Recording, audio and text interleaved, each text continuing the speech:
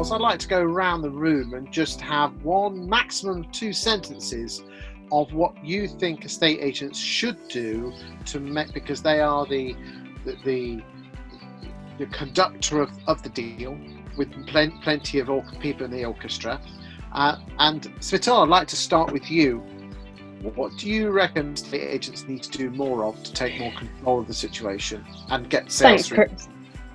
Thanks, Chris. Definitely be more proactive and be more on the ball with regards to the client, solicitor. Don't wait until you've had that phone call. Every week you've got to be on top of it. And I think that's important. That makes the client feel more safer to have a proactive agent.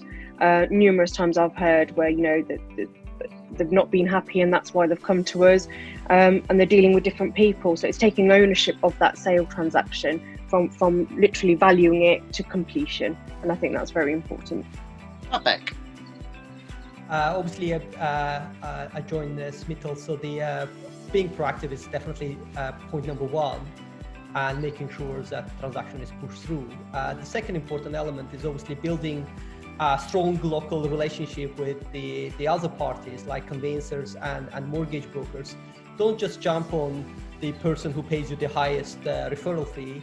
Think about the longer term, think about transaction, because yes, you might potentially be paid a few hundred extra pounds for a conveyancing transaction, but if the transaction doesn't happen, obviously that doesn't really help. So having local firms that you can work with will obviously certainly help with that, because they will be more dependent on your business, they will be local. And again, our stats proves that about 31% of consumers prefer to work with local firms. That applies to estate agents, but also to other parties as well. Emma. Reposition yourself as home move advisors and managers, bold enough to make that statement to your buyers and sellers, and understand the difference that can make to your business in terms of the opportunities to generate more sustainable revenue streams. Thank you, Emma. The amazingly Wainwright. If I was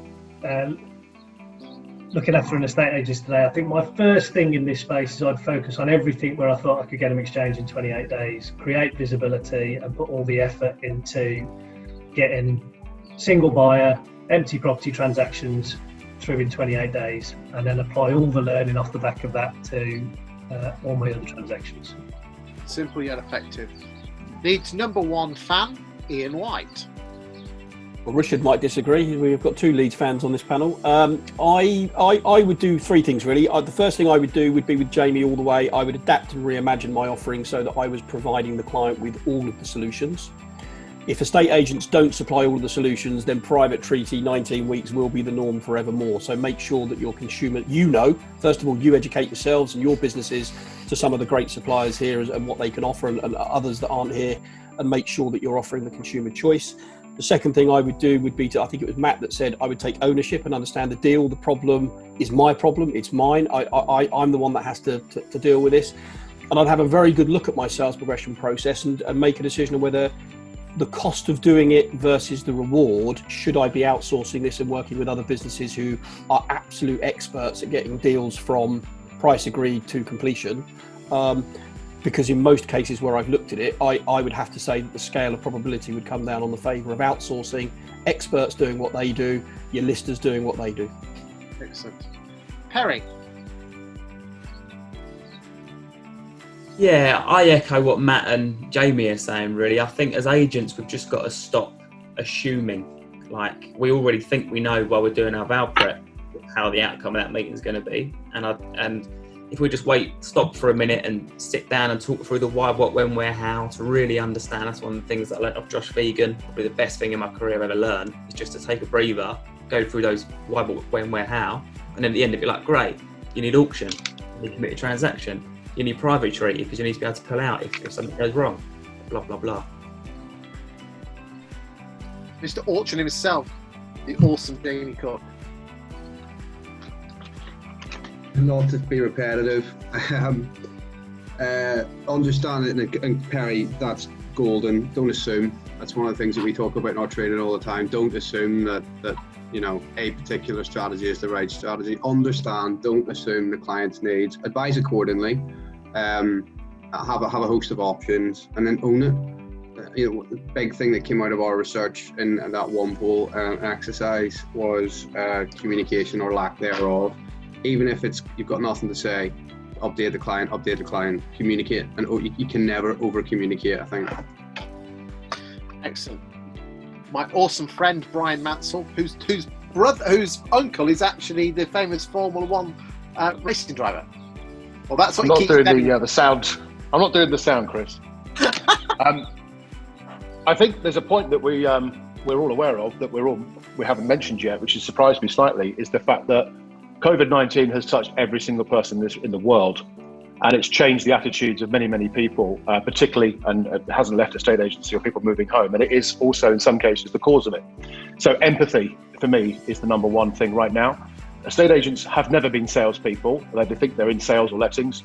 Actually, they've been people. The best agents have been solvers. Have solved problems for people, because and Jamie said the point earlier on, and Jamie's heard me say this with Jamie and some of his clients, this is not about the property. This is about the people. Estate agency is about the people. And when you understand the people and what they're looking for, every estate agent has every solution. They're just unaware of the solutions because they don't understand the people. I think I gave you that. Move people responsibly. No. Yeah, you were the last one. That was amazing. I tell you what, Richard, you've got something to beat on that one. Yeah, talk about Alex the graveyard as well, yeah? slot. No, in fact, Alex has got the graveyard slot, so good luck with that, mate. I think for me, education, speaking to the client at the start of the transaction, they've got responsibility to do things as well. Engaging the right solicitors, absolutely key. Employ or outsource to specialists, so that can be done internally or externally. And I'm going to come back to what Jamie said. Our experience, communication, speaking to the client. I mean, we've had transactions go through in 6 or 7 weeks and the client's not particularly happy.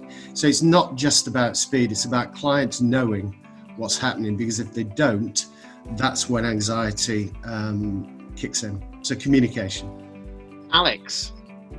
Follow that.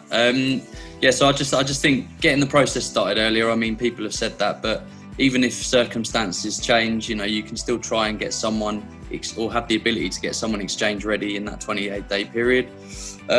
Giving customer choice to suit their needs, again, been discussed before, but I also think engaging with clients in the modern way. So whether that's the digitisation starter packs, whether that's the virtual viewings and valuations that we're seeing now, but even to the point of, I see a lot of agents with a step ladder of step by step what people need to do, a buyer needs to do in the process, but nothing else to say we recommend you do this or you should use these. So I think people engage with Amazon every day, having a shopping basket effect or creating something that caters for that consumer's needs and how they interact online normally would be really effective, especially when you've got for ourselves example, we can arrange a survey, we can arrange removals, just dragging and dropping and giving someone a full cost of moving at that stage, I think would be a really powerful tool.